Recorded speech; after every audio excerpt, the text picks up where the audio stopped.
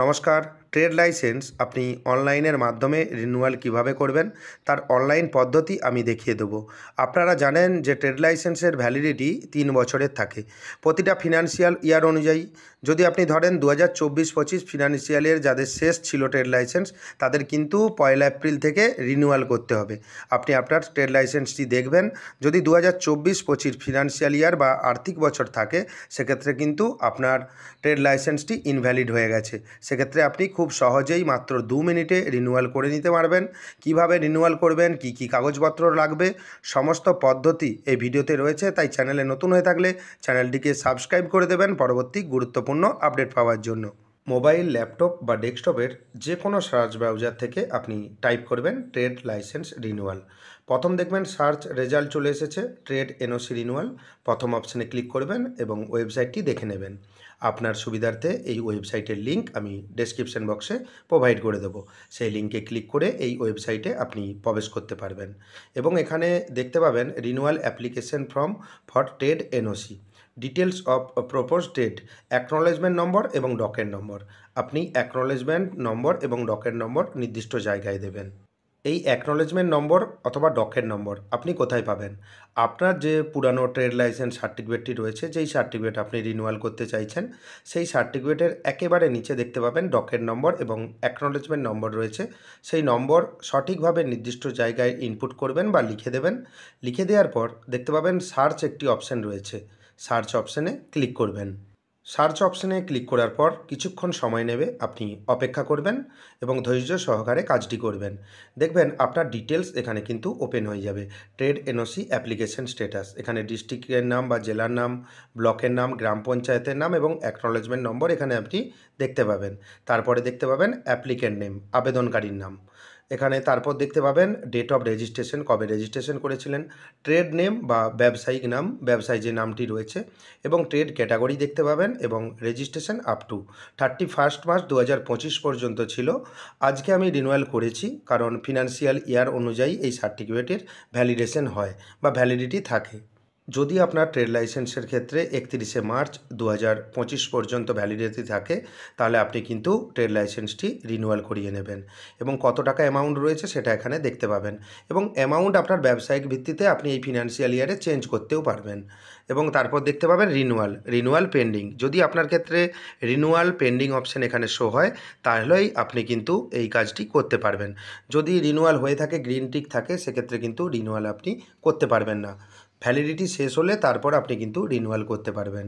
এবং তারপর দেখতে পাবেন financial year, registration date, registration number, registration up to কতদিন পর্যন্ত রয়েছে, অ্যাপ্লিক্যান্ট ডেট এবং লাস্ট মানি রিসিপ্ট নম্বর এবং অ্যামাউন্ট, লাস্ট রিসিপ্ট ডেট, সমস্ত কিছু তথ্য এখানে শো হবে। এখন প্রশ্ন হলো আপনি কোন কোন ডিটেলস বা কোন কোন তথ্য আপনি চেঞ্জ করতে পারবেন। এখানে দেখতে পাচ্ছেন অ্যাড্রেস অফ অ্যাপ্লিক্যান্ট, এখানে যেই ডিটেলসগুলো রয়েছে ভিলেজ, সংসদ, পাড়া, পোস্ট অফিস, পুলিশ স্টেশন এবং পিনকোড, এই তথ্যগুলি আপনি কিন্তু চেঞ্জ করতে পারবেন। যদি আগের জায়গায় ব্যবসা আপনার থাকে, সেক্ষেত্রে আপনি কিন্তু আগের তথ্য দিয়ে দিলেও কোনো রকম অসুবিধে হবে না। আপনার দেখবেন ট্রেড লাইসেন্সের সমস্ত তথ্য রয়েছে, আপনি দিতে পারেন। কিন্তু সংসদের কোড ট্রেড লাইসেন্সে কিন্তু উল্লেখ নেই, আপনি সংসদ কোডটি জেনে নেবেন এবং এখানে রোমান হরফে লিখতে হবে। ধরুন সংসদ কোড আপনার 12, আপনি কিন্তু 1-2 যদি লিখে দেন তাহলে কিন্তু নেবে না, সেটা আপনাকে রোমান হরফে লিখতে হবে। এভাবেই আপনি ফিল করবেন গ্রামের নাম, সংসদের নাম, পাড়ার নাম, পোস্ট অফিসের নাম, পুলিশ স্টেশনের নাম এবং পিনকোড নম্বর। এরপর দেখতে পাবেন অর্গানাইজেশন ডিটেলস, আপনার ব্যবসায়িক ডিটেলস এখানে কিন্তু দিতে হবে। এখানে চেঞ্জ করতে পারবেন না, যে ব্যবসায়ের নাম, যে কোনো একটা ব্যবসার নাম থাকে তো, সেই নাম কিন্তু আপনি এখান থেকে চেঞ্জ করতে পারবেন না। কি চেঞ্জ করতে পারবেন? নাম্বার অফ এমপ্লয়ি রিকোয়ার্ডেড, কতজন আপনার কাছে কাজ করে সেটা কিন্তু আপনি এখানে চেঞ্জ করতে পারবেন বা বদলে নিতে পারবেন। কত টাকা ইনভেস্টমেন্ট আপনি লাস্ট ফিনান্সিয়াল ইয়ারে করেছেন সেটাও কিন্তু আপনি চেঞ্জ করতে পারবেন। আগে কত দিয়েছিলেন সেই তথ্য কিন্তু এখানে শো হবে এবং নাম্বার অফ এমপ্লয়ি যে ছিল আপনার কাছে সেই তথ্যও কিন্তু শো হবে। চাইলে আপনি চেঞ্জ করে নিতে পারবেন। শুধু ব্যবসায়ীর নাম আপনি কিন্তু চেঞ্জ করতে পারবেন না, যেই ব্যবসার নাম রয়েছে। Amount of revenue income last financial year, আপনি লাস্ট ফিনান্সিয়াল ইয়ারে কত টাকা ইনকাম করেছিলেন সেই তথ্যও আপনি কিন্তু চেঞ্জ করতে পারবেন। এখান থেকে আপনি বুঝতে পারলেন কী কী তথ্য আপনি চেঞ্জ করতে পারবেন বা কী কী তথ্য আপনি চেঞ্জ করতে পারবেন না। আপনার মতো আপনি চেঞ্জ করতে পারেন, যদি একই রাখেন একই আপনি রাখতে পারেন। নেক্সট অপশান ক্যাটাগরি অফ ফি, কত টাকা আপনাকে পেমেন্ট করতে হবে বা কত টাকা আপনি এই রিনিউয়াল পারপাসে পেমেন্ট করবেন। আগে আপনি পেমেন্ট করেছিলেন, দেখবেন আপনার ট্রেড লাইসেন্সে উল্লেখ রয়েছে কত টাকা আপনি পেমেন্ট করেছিলেন। আপনার মতো আপনি যদি একই অ্যামাউন্ট রাখতে চান, যদি না আপনার ব্যবসা একই চলে বা আপনার একটা ইনকামের স্ল্যাব রয়েছে বা এখানে নন পেইং প্রফেশনাল ট্যাক্স, আপনি যদি পেইং প্রফেশনাল ট্যাক্স করেন সেক্ষেত্রে আপনাকে 750 টাকা, তারও উপরে যদি আপনার ব্যবসা হয় সেক্ষেত্রে 1500 টাকা, এরকমভাবে অ্যামাউন্টের একটি ধাপ রয়েছে। আপনার ক্ষেত্রে যেটা রয়েছে আপনি সিলেক্ট অপশানে ক্লিক করবেন, ক্লিক করলে দেখবেন অনেক অপশান ওপেন হয়ে যাবে। এখানে অপশানগুলি দেখতে পাচ্ছেন, প্রথম অপশান যদি আপনি ক্লিক করেন, যদি না আপনি ট্যাক্স দেন সেক্ষেত্রে কিন্তু 150 টাকায় 3 বছরের ভ্যালিডিটি, অর্থাৎ 150 টাকা আপনি যদি পেমেন্ট করেন আপনার ট্রেড লাইসেন্সের ভ্যালিডিটি হবে 3 বছর। এবং আপনি এখানে ইনভেস্টমেন্ট অনুযায়ী থাকে, অনেক সময় দেখবেন অনেক বেশি বেশি অ্যামাউন্ট হলে 1500 টাকাও পেমেন্ট করতে হয়। আপনার ক্ষেত্রে যেটা রয়েছে আপনি এখান থেকে সিলেক্ট করবেন, সিলেক্ট করে এখানে দেখতে পাবেন 3 ইয়ার্স ফিজ, এখানে আপনাকে 3 বছরের পেমেন্ট, আগেও বলেছি। এখানে কিছুক্ষণ ওয়েট করবেন, দেখবেন এখানে পেমেন্ট অ্যামাউন্ট দেখাবে। এরপর আপনাকে ডকুমেন্টস আপলোড করতে হবে, লাস্ট ইস্যু সার্টিফিকেট। এখানে চুজ ফাইল অপশানে ক্লিক করে পিডিএফ ফরম্যাটটি, আগের যে ট্রেড লাইসেন্স ছিল সেই তার পিডিএফ ফরম্যাট আপনি স্ক্যান করে রেখে দেবেন। এখানে কত কেবি লেখা নেই, আপনি এখান থেকে সিলেক্ট করবেন। 100 কেবির মতো বা 100 থেকে 150 কেবির মধ্যে আপনি স্ক্যান করে রেখে দেবেন, রেখে দিয়ে এখানে আপলোড করে নেবেন। আপলোড করে নেওয়ার পর নিচে আপনি দেখতে পাবেন প্রসেস একটি অপশান রয়েছে, প্রসেস অপশানে ক্লিক করবেন। যদি কোনো কারণে ভুল হয় সেক্ষেত্রে রিসেট করে নিতে পারেন। যেহেতু আমার সমস্ত তথ্য ঠিক রয়েছে সেক্ষেত্রে প্রসেসিং অপশানে ক্লিক করছি। করে নেওয়ার পর ইওর অ্যাকনোলেজমেন্ট নম্বর, এখানে অ্যাকনোলেজমেন্ট নম্বরটি আপনি কপি করে নেবেন। Click here to download acknowledgement copy, আপনি যদি অ্যাকনোলেজমেন্ট কপিটি ডাউনলোড করতে চান সেক্ষেত্রে ডাউনলোড অপশানে ডাউনলোড করে নিতে পারবেন। আমি রিকমেন্ড করব অ্যাকনোলেজমেন্ট কপিটি ডাউনলোড করে নেবেন।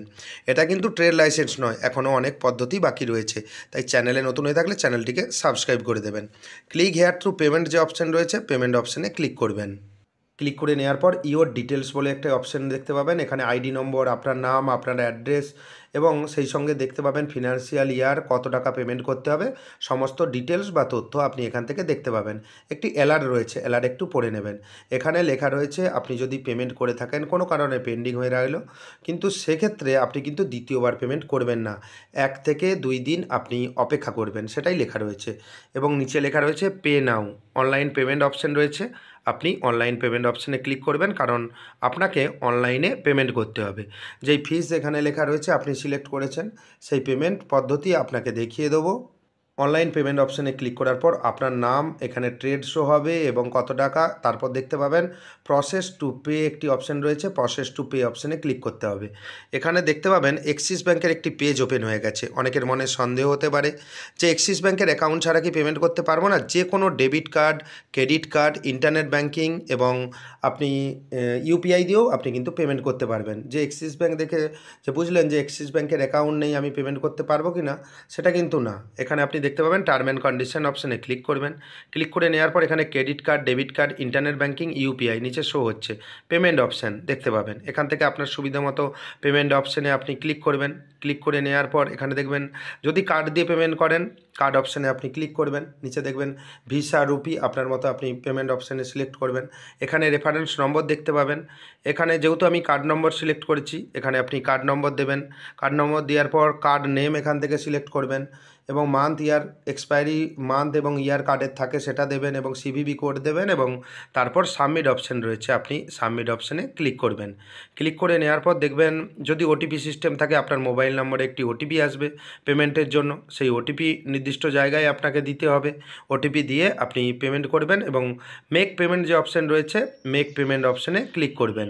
মেক পেমেন্ট অপশানে ক্লিক করার পর দেখতে পাবেন প্রসেসিং এখানে শো হচ্ছে এবং আপনি অপেক্ষা করবেন। এখানে কোনো অপশানে আপনি ক্লিক করবেন না বা আপনি পেজটি রিফ্রেশ করবেন না, সেক্ষেত্রে পেমেন্ট ক্যান্সেল হয়ে যেতে পারে। অটোমেটিক্যালি দেখতে পাবেন আপনি ট্রেড লাইসেন্সের যে অফিসিয়াল ওয়েবসাইটে পেমেন্ট হয়ে গেলে রিডাইরেক্ট হয়ে যাবে, তাই আপনি অপেক্ষা করবেন।